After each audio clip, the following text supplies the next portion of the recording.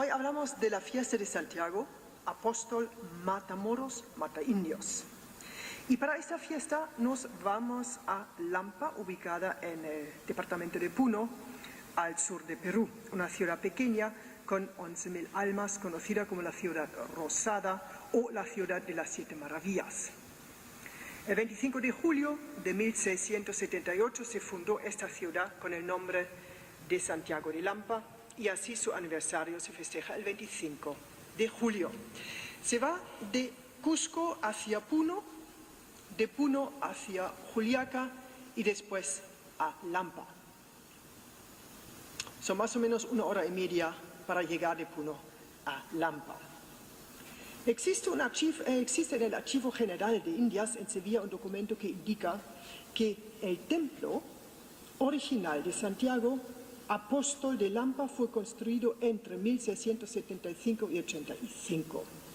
Se encuentra en el centro de la ciudad y una particularidad arquitectónica de la iglesia es que su torre campanario se encuentra a 10 metros aislado del edificio y popularmente se habla de la iglesia sin torre y la considera como una de las maravillas de Lampa, llamada también la Torre Viuda. Esta iglesia alberga la escultura de Santiago Apóstol en su propia capilla. Es de tamaño natural, hecho de yeso, y se dice que se trata de un caballo de verdad después de un proceso de taxidermia. El día grande de la celebración de Santiago es el 25 de julio, pero se desconoce la fecha desde cuando se realiza esta festividad. El 25 de julio, ya muy temprano, hay mucha actividad en la iglesia. Alrededor de las 8 se decora su interior, se cambian los vestidos de los santos y vírgenes y los engalanan para que participen solemnemente vestidos en la procesión después de la misa.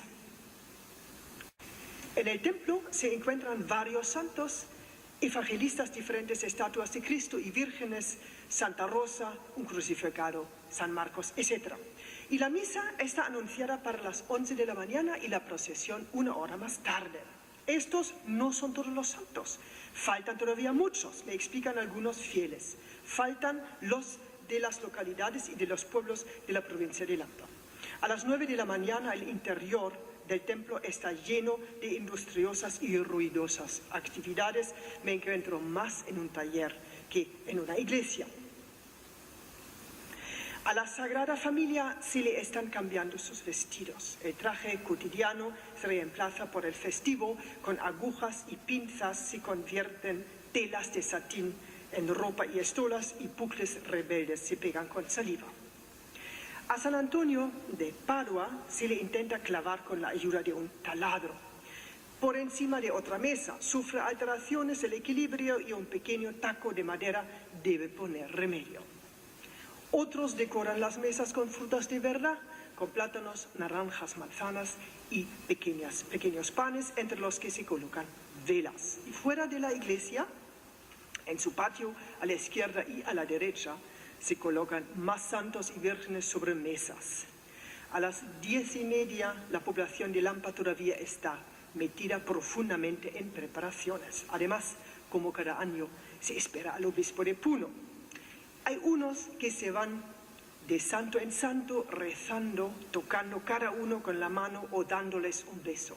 La creencia del campesino es simplemente que con tocar el tejido de una imagen se hace el milagro e evita mala suerte. Unos se sienten purificados y otros curados. Y en la Plaza Grau aparecen de la nada los caballeros de Santiago. Encima de caballos pequeños, vestidos con el traje inventado de la Orden de Caballeros de Santiago de España. Los disfraces lúcidos parecen uniformes de los soldados del siglo XIX. Exclusivamente para mí, los jinetes cabalgan caprichosamente, para una foto se ponen derechos como un cirio en su silla y me ofrecen sitio en el trasero de un caballo. Estos caballeros se llaman caperos. Capero, la palabra es quechua y es la persona o caperos es el grupo de personas que en las vísperas de las fiestas religiosas, tanto en la zona quechua como aymara, ingresa a la plaza donde está el templo, cargando tanto en la espalda como en caballos, llamas u burros, leña para quemar, hacer humo, echar incienso y hacer música. Es un ritual de limpieza, de purificación del entorno inmediato para que todo vaya bien. Cada imagen tiene su cofradía. Las cholitas están vestidas de la forma más elegante, envueltas en brocado, los tejidos nobles brillan, los sombreros festivos llevan adorno de oro, como lo vemos aquí, de manera extravagante. Y sus cholos llevan traje negro y corbata. Y también vemos campesinos indígenas muy humildes, con sus santos, algunos hechos a mano. En total podemos hablar de 40 imágenes. Y alrededor de las 11 llega en persona el señor obispo y después de haber montado todos los santos y vírgenes delante de la iglesia empieza la misa y después alrededor de las 12:15 se pone en marcha la procesión. Cada uno tiene su sitio en este desfile y cada comunidad o cofradía está orgullosa de su santo o su virgen. No hay caos, pues son controlados. El cura da instrucciones y empuja para que la gente vaya más rápido en la procesión y para dar paso libre al obispo, que está acompañado por las autoridades del pueblo. La estructura del desfile es: el obispo con el cura del pueblo van por delante de la imagen de Santiago, que aparece al final del desfile, tirado por sus caballeros fieles sobre una mesa con ruedas, envuelto en golpes de bombos y toques de trompetas, y la procesión pasa por las calles de Lampa y termina en la Plaza de Armas. La presencia continua del cura motiva a la feligresía llevar equilibradamente sus santos y con la serenidad adecuada. La procesión del día 25 de julio en Lampa no es solamente un acto religioso, sino también sumamente oficial. También han aparecido indígenas con su traje típico a este día importante. En la foto vemos la Plaza de Armas, donde todos los tronos, o mejor dicho, las mesas, paran y se ponen en filas para ceder el paso a Santiago, con el fin de que se sitúe ante la puerta principal del templo y todas puedan desfilar e inclinarse delante de él para despedirse. El final, digamos, el cierre, pertenece a Santiago, quien entra ahora al interior del templo, pero al contrario de los otros, hacia atrás con la cara hacia el pueblo. Hay una ceremonia casi invisible. Delante del trono de Santiago aparece el nuevo mayordomo para el próximo año. En Lampa lo llaman alférez, festejado por la gente y bendecido por el obispo, acompañado por confeti, golpes de bombas y tocos de trompetas. Y después de esta ceremonia, Santiago desaparece en el oscuro vientre del edificio y es colocado de nuevo al lado del altar mayor. Los santos que pertenecen a esta iglesia se los destornillan o los golpean con la ayuda de un martillo de sus mesas para devolverlos a sus nichos. Alrededor de Santiago se ha formado una muchedumbre inmensa, muchos con varias velas encendidas en las manos, y se reza en voz alta a la vez que acarician su caballo. Algunos rompen a llorar. Para mí, esas escenas son las más hermosas de toda la procesión por ser muy personal y espontáneo. En la Plaza de Armas el ambiente es muy político. El señor alcalde, el gobernador y sus ayudantes charlan sobre cuestiones profesionales y se adulan mutuamente. Y la parte religiosa ya ha terminado y lo profano ha empezado. La tarde está ocupada ahora con comer, jugar y bailar. La fiesta del patrón Santiago Mataindios en Lampa es un ejemplo para las innumerables procesiones de Santiago que tienen lugar en el mes de julio en América Latina. En algunos pueblos y ciudades la fiesta dura solamente un día y en otros se extiende sobre una semana o más, como por ejemplo en la isla de Taquile, en el lago de Titicaca, en la parte peruana. Nuestro protagonista, Santiago Apóstol Matamoros, Mataindios, está montado en un caballo blanco, tamaño natural o mucho más pequeño, con una espada al viento en la mano derecha, una capa también al viento y a veces en la mano izquierda tiene una bandera y pisando moros o indígenas. En él se encuentran fusionadas dos religiones, la del legendario Matamoros de España, el cual empieza su entrada en América Latina con la conquista, y la del dios del trueno Illapa de los indígenas quechua. Estas procesiones rememoran el decisivo cambio cuando el continente latinoamericano fue subyugado, con ayuda del santo, el cual estaba en su apogeo.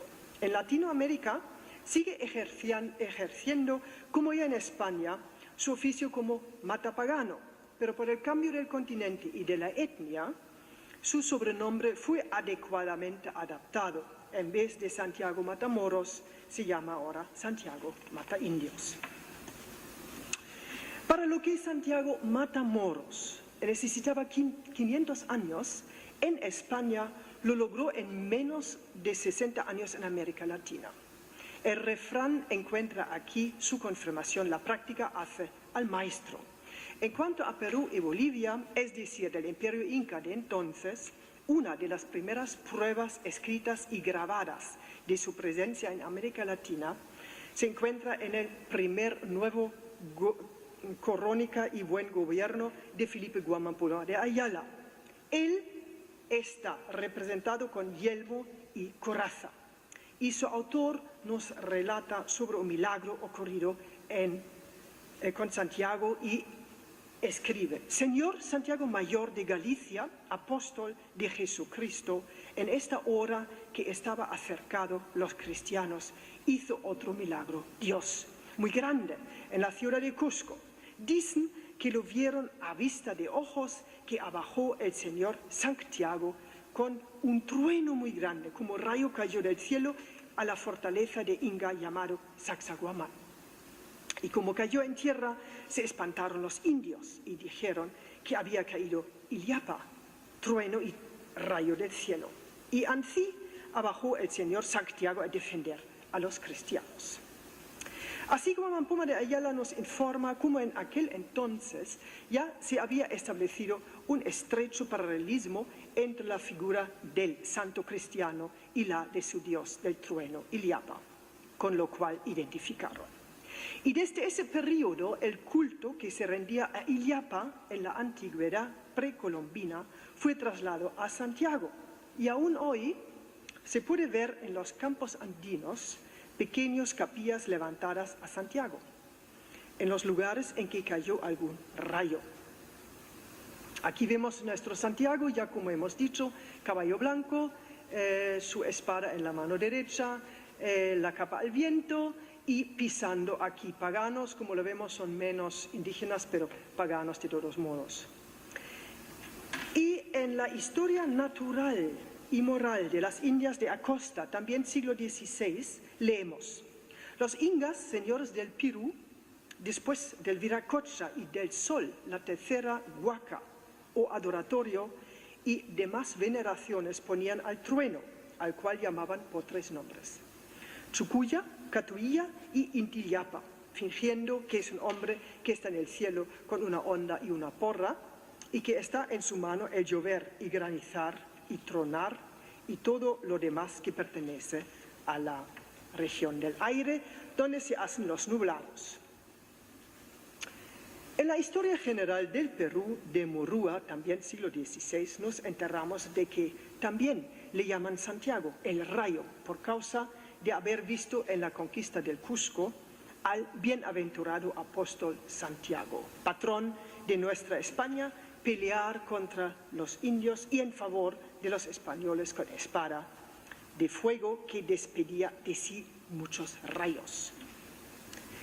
¿Y qué aspecto tenía Illapa? Gracias a Santa Cruz, Pachacuti Yamqui, un indígena de la clase noble de la región Coya, en el sur del Perú, nos dejó alrededor de 1613 un dibujo cosmogónico de los dioses de los habitantes andinas. Entre ellos encontramos Illapa, aquí en la parte izquierda, lo vemos ahora mejor. Esos son los rayos del dios del trueno y aquí vemos escrito rayo, Chucuya o Illapa. Para ciertos historiadores, la representación más antigua y la mejor versión pictórica y conocida del tema de Santiago es el cuadro existente en la iglesia de Piujura, cerca de Cusco. Se data esta versión en el siglo XVII, un cuadro altamente dinámico en el cual Santiago aparece de frente y con el caballo y la capa en movimiento lanzándose contra un grupo de guerreros indígenas con ropas tradicionales en el sentido como se imaginaba en el siglo XVII la ropa de entonces. Una pintura muy especial, pues normalmente Santiago se encuentra pintado de perfil, mucho menos enardecido y muy estilizado. Existe una placa referente a Santiago en la iglesia del Triunfo, al lado de la Catedral de Cusco, que indica que el apóstol estuvo allí, aunque la leyenda nos dice que Mataindios ayudó a los españoles en la toma de la fortaleza incaica de Sacsayhuamán. Y el texto de la lápida es el siguiente: de este mismo sitio fue visto salir el patrón de las Españas, Santiago Apóstol, a derribar a los bárbaros con la defensa de la predicación evangélica y atónita la idolatría de Nero Rayo al hijo del trueno, rindiendo homenaje al cetro hispánico, año 1664. Al parecer, la primera pintura de Santiago Mataindios que se hizo es anterior a 1560. En aquel tiempo fue pintura mural sobre las paredes de la Catedral de Cusco con vista hacia la plaza, la cual vio todavía Inca Garcilaso de la Vega, que la describe en la Historia General del Perú.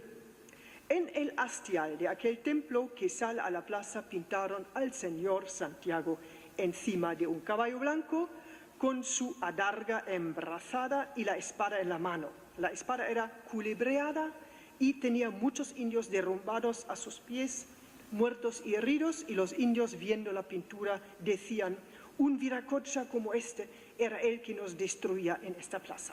La pintura dejé viva el año de 1560 cuando me vine a España. Ahora hablamos un poco sobre la escuela cusqueña. Doy una breve descripción de la escuela cusqueña que se refiere a la pintura colonial de los siglos XVII y XVIII. El siglo XVII se caracteriza de sus innumerables pintores anónimos, que representan sobre todo escenas religiosas, siguieron las tendencias europeas y pretendieron dar a la pintura cusqueña un alcance universal. La escuela cusqueña del siglo XVIII gira en torno a tres grandes maestros: Marcos Zapatán, Mauricio García y Pedro Nolasco. Y hablamos de la pintura popular, con su estilo rebelde y altamente original. Por ejemplo, vemos los arcángeles armados y aparecen alrededor motivos populares con elementos de la fauna y la flora locales. El estilo del siglo XVIII es más indígena, más mestizo y más a temas locales populares. El afán de los pintores indígenas y mestizos es de expresar su realidad y su visión del mundo. Al lado de cuadros menos perfectos se encuentran muchos lujosos lienzos al óleo de la escuela cusqueña de los siglos XVII y XVIII, la mayoría anónimos pintados por indígenas, que en arte y color excelentes demuestran cómo Santiago Mataindios, montado en caballo blanco, con sombrero de peregrino, capa al viento y espada alzada en la mano derecha, aplasta a guerreros indígenas. Y todas estas representaciones demuestran a los guerreros indígenas con armadura y su traje tradicional. Aquí, por ejemplo, vemos lo mismo, pero en su capa por lo menos vemos la cruz de Santiago. Y otra vez su sombrero de peregrino por encima, su espada en la mano derecha y aplastando aquí abajo los indígenas que aparecen muertos o heridos, y Santiago vemos aquí moviéndose hacia la derecha. Y en este cuadro lo vemos con la cara hacia la izquierda, un cuadro muy lujoso y el escenario muy dramático. Se trata de la batalla de Sacsayhuamán, cerca de Cusco. A la izquierda vemos aquí las ruinas envueltos en humo y a los guerreros indígenas por encima, hacia abajo, con traje esplendoroso delante de esta fortaleza de entonces. Y a la derecha, en primer plano, vemos obviamente el donante de este cuadro. Ahora tenemos un relieve. Aquí vemos por encima nuestro Santiago. También otra vez caballo blanco. Todos sus atributos vemos perfectamente. Aquí los indígenas a la derecha y a la izquierda vemos los españoles. También los artistas de la escuela cusqueña pintaron a Santiago con moros, como vemos aquí. Parece un cuadro bastante inocente, casi con niños moros, con la luna en su sombrero y por encima un Santiago también bastante lujoso. Aquí tenemos en la mano izquierda una bandera y el resto ya conocido. Y también aquí vemos como moro un negro con armadura bajo el caballo de Santiago. Hay una excepción en cuanto a los lienzos de la procesión de Corpus, alrededor de 1675. Santiago se representa de pie, pero con los mismos atributos de siempre: sombrero de peregrino, espada en la mano derecha y bandera en la izquierda. Gracias a una carta sabemos de una escultura de un Santiago que reemplazó la demolida pintura mural de la catedral a principios del siglo XVII. La carta es de un Pasoscanqui escrito alrededor de 1804. La estatua representa a Santiago a caballo, con la espada desenvainada matando indios. Los españoles dicen que Santiago se apareció en el Cusco para matar indios, como lo hizo en España para matar moros. Esta estatua es verdaderamente de maravillosa ejecución. En verdad es imposible que ningún objeto de esta clase la pueda superar. El caballo está representado en actitud de lanzarse adelante, con las venas hinchadas de sangre, el hocico henchido y un indio resistiendo, sosteniéndolo con su brazo derecho. Es tan natural y magnífico que su belleza y el efecto que produce no pueden ser descritos. Y esta escultura, que pertenecía al Templo del Triunfo al lado de la catedral, lamentablemente no ha sobrevivido al tiempo. También existen grabados de las batallas, o de dos batallas decisivas respecto a la conquista. Aquí tenemos la batalla de Sacsayhuamán con Manco Cápac II en el año 1536. Bajo este grabado leemos: el apóstol Santiago favorece a los castellanos y persigue a los indios. Se trataba de una batalla feroz que finalmente Hernando Pizarro consiguió retomar el control de la fortaleza. La fortaleza de Sacsayhuamán son dos palabras compuestas, es quechua, y sacsua significa saciarse, y huaman o guaman es el halcón, es decir, lugar donde se sacia el halcón. Y es una fortaleza ceremonial inca ubicada 2 kilómetros al norte de la ciudad de Cusco, y se comenzó a construir durante el gobierno de Pachacútec en el siglo XV, y sin embargo fue Huayna Cápac, el padre de Huasca y de Atahualpa, quien le dio el toque final en el siglo XVI. Otra batalla de la cual no se puede hablar de una batalla, más bien se trató de una carnicería en Cajamarca, donde los españoles capturaron al último Inca en 1532 a Atahualpa. Y todo vemos coronado por Santiago, mata indios hasta la Virgen. Aquí en la parte derecha vemos Pizarro con su grupo de los conquistadores, a la izquierda vemos la parte iglesia o eclesiástica y aquí en el fondo vemos a Atahualpa por encima de un trono y su grupo de indígenas. ¿Cómo podemos comprobar? Santiago se estableció con los mismos atributos, el mismo esquema de España en el Nuevo Mundo. Ataca como en España, siempre en los momentos críticos cuando los conquistadores se encuentran vencidos. Respecto al cambio de continente sucedió una pequeña intervención dramatúrgica. A los pies de su caballo se encuentran indígenas en vez de moros. Y los indígenas integraron aquel que les mató en masas en el panteón de sus dioses, reconociéndole como Illapa, su dios del trueno, y manos indígenas pintaban y modelaban a este santo para iglesias, capillas y monasterios de la religión católica. Una actitud altamente reveladora que por parte de los moros en la península ibérica jamás sucedió. En resumen, las representaciones y fiestas de Santiago en América Latina demuestran que esta imagen importada tiene su origen, su modelación, su pulido definitivo en tierra española. Es decir, Santiago llegó ya como producto acabado y en toda la extensión de la palabra firme sobre sus estribos al Nuevo Mundo, pues ya luchó en forma divina como Matamoros desde hace 500 años en el Viejo Mundo, pues en el Nuevo Mundo tenía su fase activa de alrededor de 55 años solamente, pues la América continental y las hoy llamadas Antillas españolas fueron conquistadas entre 1492 y 1547. Ahora echamos un vistazo a cómo empezaron las representaciones de Santiago en España. Desde el último tercio del siglo IX, al Santiago Apóstol, que se convirtió en el héroe nacional, le fue atribuido más y más una función militar. Y esto resultó de una leyenda del siglo XII que surgió de la batalla de Clavijo, en la cual el apóstol, montado en un caballo blanco, derrotó a los moros en el año 844.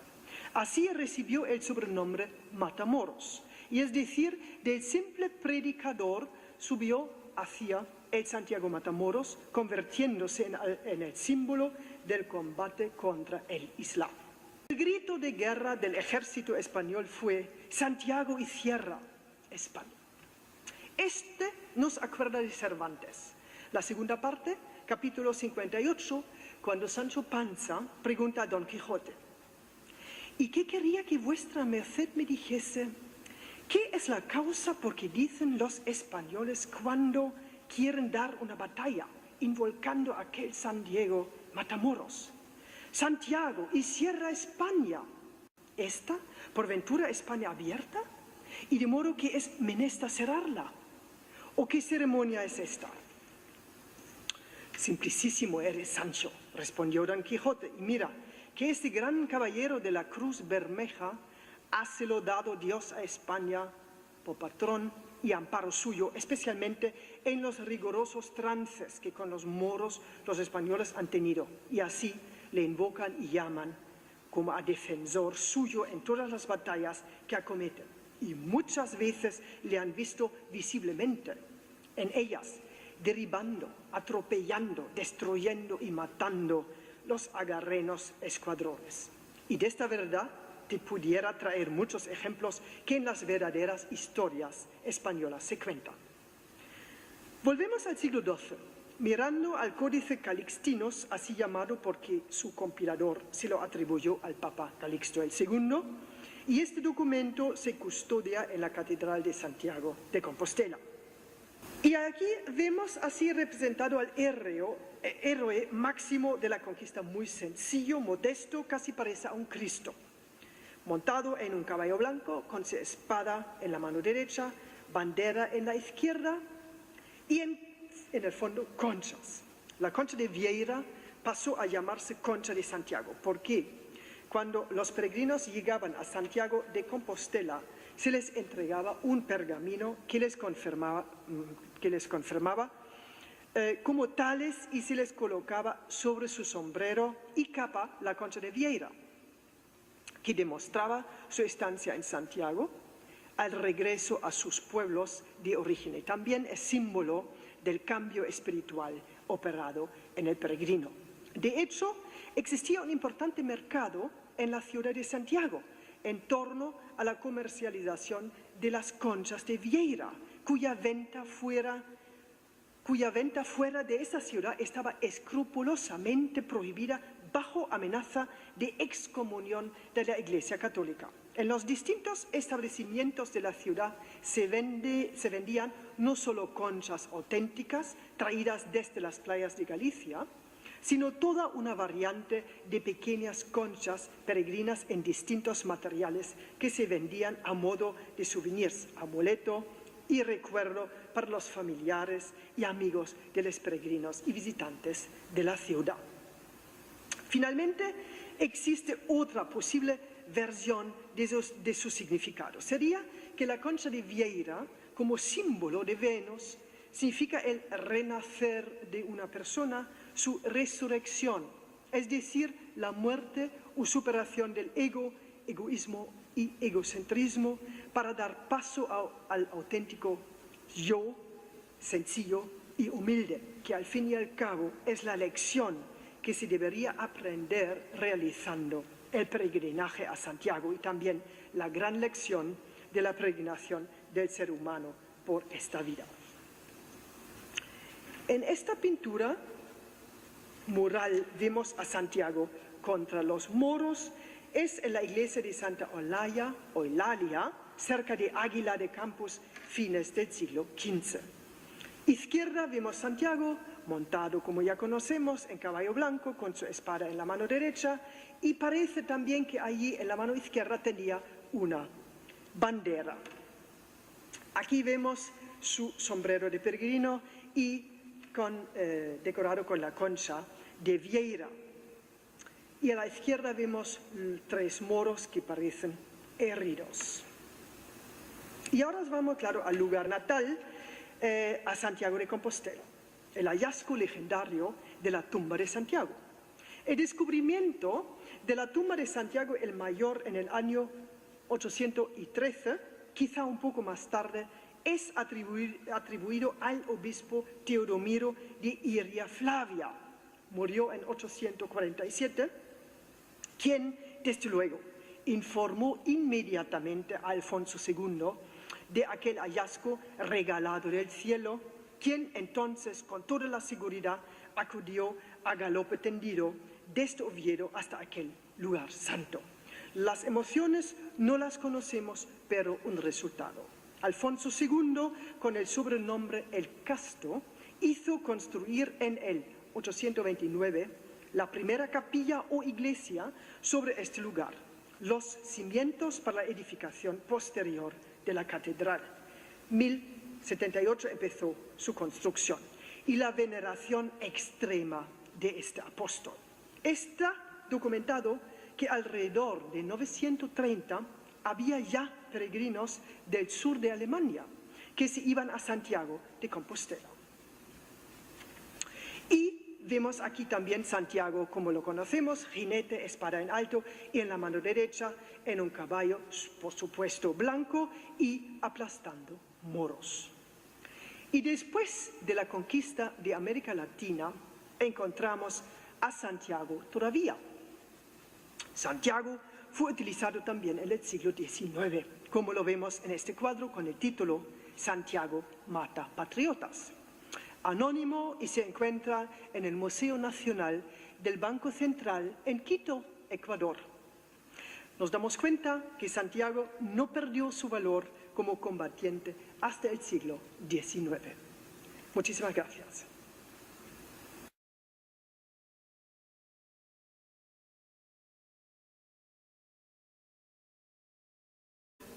Y la considera como una de las maravillas de Lampa, llamada también la Torre Viura. Esta iglesia alberga la escultura de Santiago Apóstol en su propia capilla. Es de tamaño natural, hecho de yeso, y se dice que se trata de un caballo de verdad después de un proceso de taxidermia. El día grande de la celebración de Santiago es el 25 de julio, pero se desconoce la fecha desde cuando se realiza esta festividad. El 25 de julio, ya muy temprano, hay mucha actividad en la iglesia. Alrededor de las 8 se decora su interior, se cambian los vestidos de los santos y vírgenes y los engalanan para que participen solemnemente vestidos en la procesión después de la misa. En el templo se encuentran varios santos, evangelistas, diferentes estatuas de Cristo y vírgenes, Santa Rosa, un crucificado, San Marcos, etc. Y la misa está anunciada para las 11 de la mañana y la procesión 1 hora más tarde.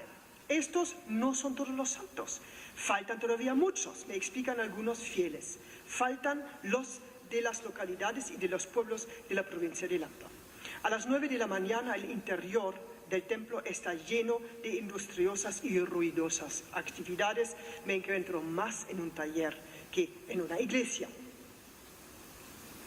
A la Sagrada Familia se le están cambiando sus vestidos. El traje cotidiano se reemplaza por el festivo, con agujas y pinzas se convierten telas de satín en ropa y estolas, y bucles rebeldes se pegan con saliva. A San Antonio de Padua se le intenta clavar con la ayuda de un taladro. Por encima de otra mesa sufre alteraciones el equilibrio y un pequeño taco de madera debe poner remedio. Otros decoran las mesas con frutas de verdad, con plátanos, naranjas, manzanas y pequeños panes, entre los que se colocan velas. Y fuera de la iglesia, en su patio, a la izquierda y a la derecha, se colocan más santos y vírgenes sobre mesas. A las 10:30 la población de Lampa todavía está metida profundamente en preparaciones. Además, como cada año, se espera al obispo de Puno.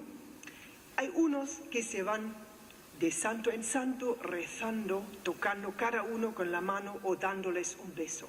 La creencia del campesino es simplemente que con tocar el tejido de una imagen se hace el milagro e evita mala suerte. Unos se sienten purificados y otros curados. Y en la Plaza Grau aparecen de la nada los caballeros de Santiago. Encima de caballos pequeños, vestidos con el traje inventado de la Orden de Caballeros de Santiago de España. Los disfraces lúcidos parecen uniformes de los soldados del siglo XIX. Exclusivamente para mí, los jinetes cabalgan caprichosamente. Para una foto se ponen derechos como un cirio en su silla y me ofrecen sitio en el trasero de un caballo. Estos caballeros se llaman caperos. Capero, la palabra es quechua y es la persona, o caperos es el grupo de personas que en las vísperas de las fiestas religiosas, tanto en la zona quechua como aymara, ingresa a la plaza donde está el templo, cargando tanto en la espalda como en caballos, llamas u burros, leña para quemar, hacer humo, echar incienso y hacer música. Es un ritual de limpieza, de purificación del entorno inmediato para que todo vaya bien. Cada imagen tiene su cofradía. Las cholitas están vestidas de la forma más elegante, envueltas en brocado, los tejidos nobles brillan, los sombreros festivos llevan adorno de oro, como lo vemos aquí, de manera extravagante. Y sus cholos llevan traje negro y corbata. Y también vemos campesinos indígenas muy humildes con sus santos, algunos hechos a mano. En total podemos hablar de 40 imágenes. Y alrededor de las 11 llega en persona el señor obispo y después de haber montado todos los santos y vírgenes delante de la iglesia empieza la misa y después alrededor de las 12:15 se pone en marcha la procesión. Cada uno tiene su sitio en este desfile y cada comunidad o cofradía está orgullosa de su santo o su virgen. No hay caos, pues son controlados. El cura da instrucciones y empuja para que la gente vaya más rápido en la procesión y para dar paso libre al obispo, que está acompañado por las autoridades del pueblo. La estructura del desfile es: el obispo con el cura del pueblo van por delante de la imagen de Santiago, que aparece al final del desfile, tirado por sus caballeros fieles sobre una mesa con ruedas.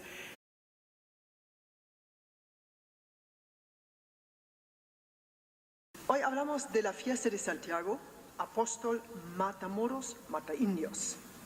Y para esta fiesta nos vamos a Lampa, ubicada en el departamento de Puno, al sur de Perú, una ciudad pequeña con 11.000 almas, conocida como la ciudad rosada o la ciudad de las 7 maravillas. El 25 de julio de 1678 se fundó esta ciudad con el nombre de Santiago de Lampa, y así su aniversario se festeja el 25 de julio. Se va de Cusco hacia Puno, de Puno hacia Juliaca y después a Lampa. Son más o menos 1 hora y media para llegar de Puno a Lampa. Existe en el Archivo General de Indias en Sevilla un documento que indica que el templo original de Santiago, apóstol de Lampa, fue construido entre 1675 y 85. Se encuentra en el centro de la ciudad y una particularidad arquitectónica de la iglesia es que su torre campanario se encuentra a 10 metros aislado del edificio y popularmente se habla de la iglesia sin torre.